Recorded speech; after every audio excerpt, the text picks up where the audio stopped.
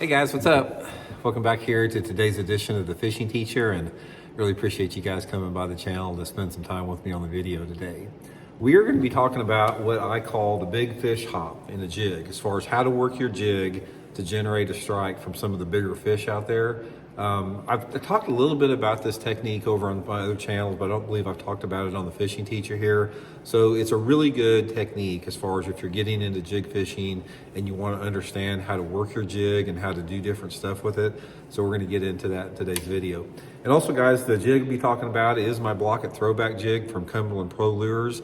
They just got a stock of 1,000 in them, 1,000 shipments in at Tackle Warehouse. So if you guys are interested in picking some up, I'll put my Blaukat throwback jig link in the description of this video. You can order some through there and get you some, and I think you guys will really like them. Live rubber skirts, hand tied, just awesome freaking jig. Okay, a jig is one of those lures. It's sort of like a jerkbait a little bit. It's a little bit more difficult to fish than other lures because you have to manipulate the lure and you have to put action on it yourself to generate the strike. I mean, a jig is one of those lures like a jerkbait where you can't just throw it out there and just reel it in and you're not going to catch much. You actually have to make the jig look alive like a crawdad or something on the bottom like that. You got to trigger that fish to biting this thing based upon the movement that you put on a jig.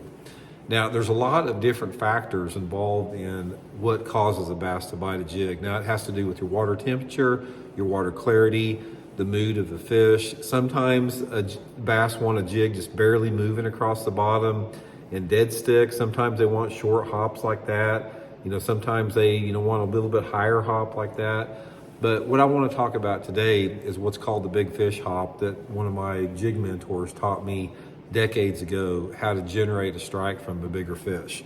Now, what the big fish hop is, it has to do with generating a reaction strike from your jig. So in order to do the big jig hop or the big fish hop, you need a little heavier jig. So if you are going to order a couple of my jigs, get the 1/2 ounce and the 5/8 ounce model, because that's what you want, is the heavier head.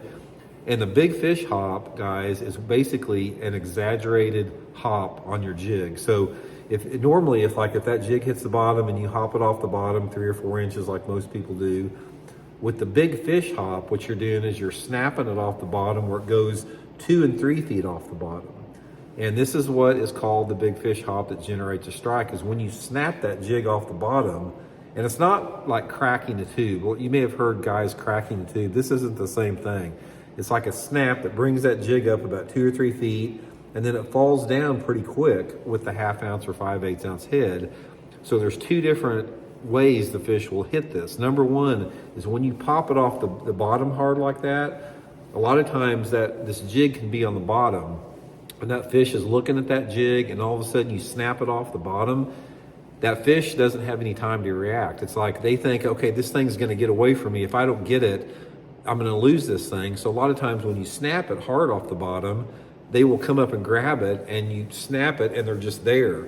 Now, other times is when you snap it hard off the bottom and it falls back down, you'll just see your line jump because they're hitting it on the way down on that fall, because they're tracking it. Now, a lot of this has to do with how close the bass is to when you actually put the action on.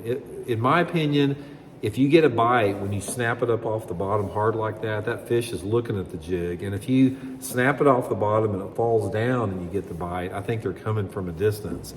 So this is pretty much what it looks like here in terms of how you want to work the jig.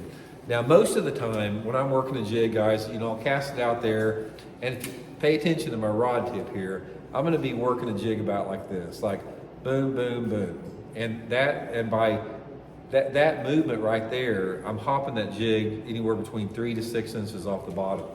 But with the big fish hop, it's more like one big hop. It's like that, like one sharp hop up there, maybe 3 times the distance. Because before I'm going like that, the big fish hop is boom, just like that, and it's a sharp snap, just one time that makes that bait just really, really, jump out like that.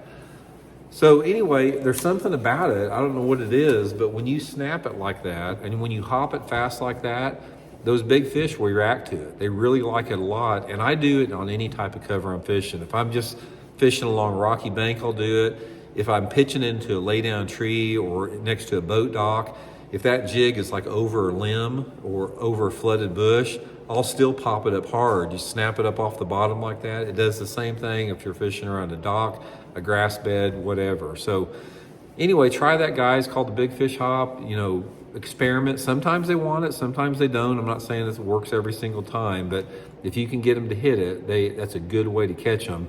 And the best time that it works is when you have water temperatures over about 65 degrees. That's when you're going to notice the best success with it. So anyway, guys, hope it helps you guys out a little bit. We'll talk later.